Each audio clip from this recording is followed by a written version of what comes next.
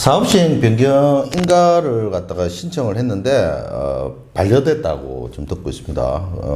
아무래도 구청에서 어떤 이유인지는 정확하게 알 수는 없습니다만 아마 조합에 이래 좀 문제가 있는 부분을 좀 감안하지 않았나 이런 생각을 좀 하고 있습니다. 그래서 여기는 사업적인 문제는 별로 없는데 조합이 이제 조금 이래 잡음이 좀 있다 보니까 그게 좀 문제가 좀 되는 것 같습니다. 이해관계에 의해서도. 네, 그렇습니다. 이게 조합원으로서 재개발 지역에서 입주권을 받는 거랑 뭐 분양 받는 거 이런 거의 차이를 좀 설명해 주시겠습니까? 네.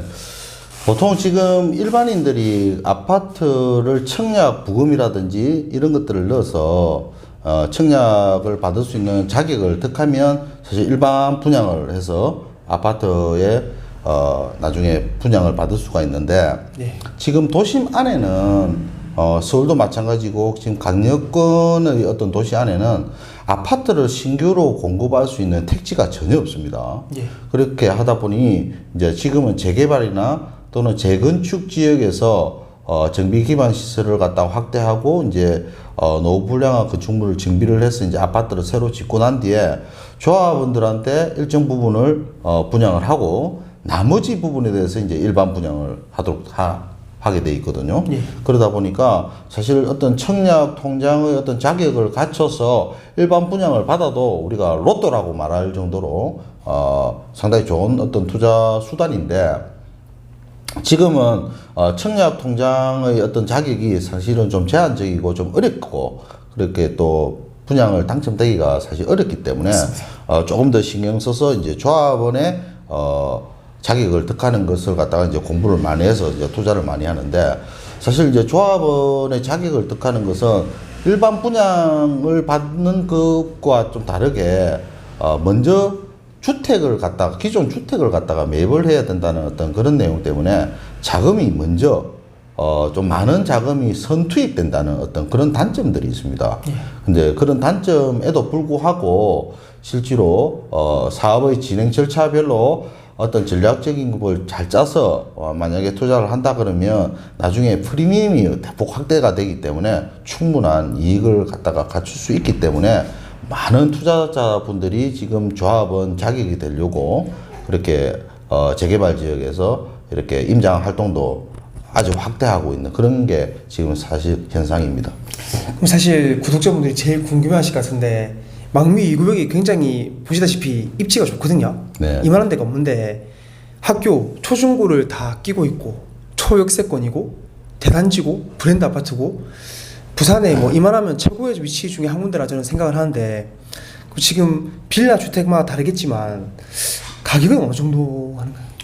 지금 그 부산에 이제 작년 11월 달에 그 청약 조정 대상 지역이 해제가 되면서 가격이 전체적으로 우리가 많이 떴었습니다. 물론 다 가격이 뜬 건 아니고 신축되는 아파트라든지 또는 개발이 가능한 어떤 재개발 지역이라든지 또는 역세권에 있는 아파트들 위주로 해가지고 가격이 많이 올랐습니다. 그래서 해운대구, 수영구, 동래구 쪽으로 해서 이제 가격이 많이 떴는데 여기도 마찬가지로 이제 가격이 어느 정도 좀 올랐습니다. 그래서 지금은 이제 가격이 좀 조정이 되는 그런 시점이라고 봐지는데 최근에 가격이 형성되고 있는 부분들이 이제 주택 같은 경우에도 물론 주택의 위치가 어디 있느냐에 따라서 달라지겠지만 보통 한 850에서 한 1250만 원, 1300만 원까지 이렇게 형성이 되어 있고 빌라 같은 경우에도 한 1000만 원에서 한 1300만 원 정도 이렇게 형성이 좀 되어 있습니다. 사실 감정평가 금액을 저희가 모르는데 참 그런 200~300만 원 차이의 갭차를 나는 좀 매물을 선택하는 게 쉽지가 않은 것 같습니다. 네. 그래도 사실 이렇게까지 재개발이 어떻게 보면 건물을 짓기 전에 투자하는 거기 때문에 리스크는 있지만 투자 좀 성과를 얻기 위해서 요즘에 부동산 투자가 어렵지 않습니까? 어쩔 수 없는 선택이라 생각하는데 제가 예전에 원룸을 사기 전에 부곡 2구역 지금은 2000세대 넘게 부곡 자이가 들어선답니다. 거기에 건물 평수가 100평이 넘는 주택을 들고 있었습니다. 이게 100평이 넘다 보니까 입주권이 2개 나오는 그런 매물이었습니다. 지금 그 매물을 그때 팔았을 때 꽤 투자 성과가 좋다 생각했는데 팔고 원룸 사고 원룸도 올랐지만 결국에는 그 부곡 2구역에 재개발적 주택을 두고 있어서 입주권을 2개를 받았으면 그쪽도 투자 축이 괜찮았을 것 같다는 이런 아쉬움과 또 그런 생각이 들더라고요. 이게 분양 입주권을 2개 받을 수 있는 재개발 매물에 대해서 좀 이렇게 설명해 주시겠습니까? 예.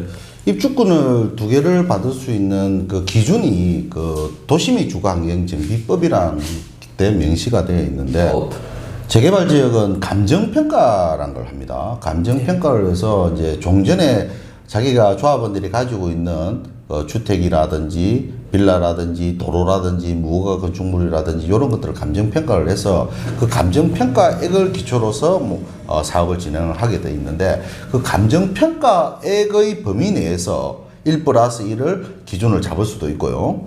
또 하나는 자기가 살고 있는 구축의 주택이 주거 전용 면적입니다. 주거 전용 면적입니다. 주거를 하고 있는 전용 면적의 범위 내에서 어느 정도 일정한 기준을 넘었으면 1+1 2개의 주택을 분양을 받을 수가 있습니다. 그래서 이 부분을 좀 설명을 좀 드리면 보통 그 감정평가액과 주거 전용 면적을 기준으로 했을 때 어느 것이 높으냐의 기준을 가지고서 만약에 높은 거를 기준으로 가시면 됩니다. 예를 들어서 제가 예를 한번 들어보겠습니다. 만약에 자기가 감정평가를 조합원들이 감정평가를 갖다가 받았을 때 감정평가를 5억을 받았다고 치고 자기가 주거 전용 면적이 만약에 160제곱미터라고 만약에 예를 들었을 때 우리가 2주택을 분양을 받을 수 있는 게 1+1이라고 이야기합니다. 그래서 플러스 1이라는 것은 60제곱미터 이하의 주택을 받는다고 봅니다. 그러면 이 플러스 1이 60제곱미터를 갖다가 평으로 환산을 하면 24평입니다. 보통 24평, 25평이라고 하는데 예를 들어서 24평이라고 만약에 친다면 24평을 기준으로 해서 하나를 더 받을 수 있는 자격을 갖춰야 된다라고 보면 만약에 이걸 감정평가액을 5억을 기준으로 만약에 한다 그러면 24평을 받을 수 있는 조합원들한테 줄 수 있는 조합원 분양가가 있을 겁니다. 이 조합원 분양가를 갖다가 평당 1,000만 원이라고 만약에 가정을 하면 24평 플러스 24평 이렇게 계산을 하면 48평이 됩니다. 48평이니까 4억 8천이 되겠죠. 그러면 24평 1+1을 받을 수 있는 게 감정평가의 조건으로 들어오게 되는 거고 만약에 34평하고 24평 하면 이거는 58평이 되지 않습니까? 그 58평은 감정평가가 5억이 나왔기 때문에 이 조건으로 안 되는 겁니다. 그러면 이제 이 조건을 감정평가액으로 받고 주거 전용 면적을 기준으로 본다고 하면 아까 160제곱미터를 자기가 종전 물건이 160제곱미터입니다. 그러면 160제곱미터를 갖다가 보게 되면 아까 60제곱미터라고 했죠. 60제곱미터가 플러스 1입니다. 60제곱미터에다가 34평이면 84입니다. 84 플러스 60 하면 144가 나옵니다. 그러면 이분이 감정평가는 5억을 받았다 하지만 주거 전용 면적의 기준이 160제곱미터이기 때문에 주거 면적의 기준으로 보면 144가 넘어가기 때문에 160제곱미터이기 때문에 144를 선택을 할 수가 있는 겁니다. 그래서 주거 전용 면적과 감정평가를 비교를 했을 때 아무래도 주거 전용 면적이 좀 더 많이 나오기 때문에 면적의 기준으로 해서 1+1을 선정할 수 있는 기준으로 잡으시는 게 좋다 이렇게 보는 겁니다. 그래서 만약에 빌라와 만약에 주택을 봤을 때는 빌라는 감정평가가 조금 많이 나온다고 예를 들어서 이야기를 하고 있지만 1+1을 신청을 하시려고 하시는 분들 같은 경우에는 아무래도 빌라는 주거 전용 면적이 그렇게 크게 많이 높게 나오지가 못하기 때문에 주택을 선호를 하시는 게 1+1을 선택하는데 좀 중요한 전략이다 이렇게 볼 수 있겠습니다. 이게 좀 주거 전용 면적과 감정평가에 따라서 1+1을 선택할 수 있다 이렇게 말씀해 주셨는데 이게 제 생각에는 재개발 투자의 키 포인트인 것 같습니다. 어차피 투자 금액이 많이 드는데 어느 정도 더 투자해서 쉽지는 않겠지만 1+1을 획득하면 그만큼 조합원들은 분양가를 싸게 일반 분양가보다 조합 분양가가 싸니까 그만큼 큰 혜택을 볼 수 있을 것 같고요. 저렇게 너무 또 이렇게 좋은 설명 잘 해주셔가지고 감사합니다.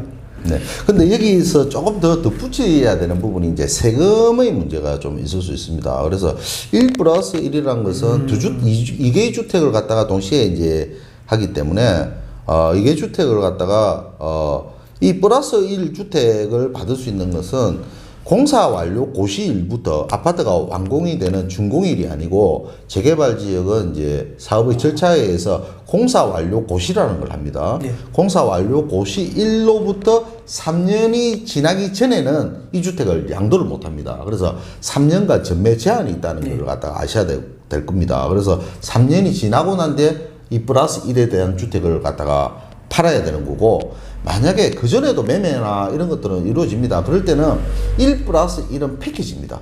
따로따로 팔 수가 없습니다. 따로따로 팔 수가 없고 같이 묶어서 팔아야 된다라는 부분도 있습니다. 한마디로 건물이 지어지는 기간, 그리고 관리 처분에서 이주하는 기간, 그리고 또 3년의 기간, 오랜 세월이 걸린다는 말씀이시죠? 네, 그렇습니다. 하지만 기다리는 만큼 또 열매가 성숙할 것 같아서 개인적으로는 굉장히 괜찮은 투자인 것 같습니다. 네, 그렇습니다. 지금 너무 좋은 설명 많이 해주셔가지고, 근데 소장님께서 이런 뭐 재개발이나 부동산 투자 말고 또 뭐 유동화라든가 NPL 또 주식까지 네. 안 하시는 게 없고 모르시는 부분이 없더라고요. 그래서 좀 많이 배우려고 저도 이렇게 노력하고 있고요. 지금 나와주셔서 너무 이렇게 감사드립니다. 네, 언제든지 좀 찾아주시면 뭐 여러분들이 좀 도움이 될 수 있는 여러 가지 유익한 내용들을 갖다가 좀 알려드릴 수 있도록 하겠습니다. 선생님 학원에 등록하셔갖고 이렇게 또 배우는 것도 저는 괜찮을 것 같거든요. 네. 저도 한번 나중에 기회되면 가보겠지만, 저도 처음에는 학원에 굉장히 많이 다녔습니다. 누구한테 사실 가르쳐줄 사람이 없거든요. 부동산은 학원 가면은 좀 더 자세하게 자료들도 보면서 또 학원의 동기생들하고도 친해지면서 또 정보도 많이 공유하고 할 수 있으니까 많이 노력하셔가지고 학원도 다니고 공부 많이 했으면 좋겠습니다. 네. 교수님 감사합니다. 네, 고맙습니다. 이제 감사합니다. 네, 뭐 토탈 인테리어나 원룸 컨설팅, CCTV 등에 관해서 원룸 인터넷 연락 주시면 되겠습니다. 카톡으로 연락 주시면 제가 답변 드리겠습니다. 감사합니다. 원룸 마스터였습니다. 좋은 영상으로 찾아뵙겠습니다.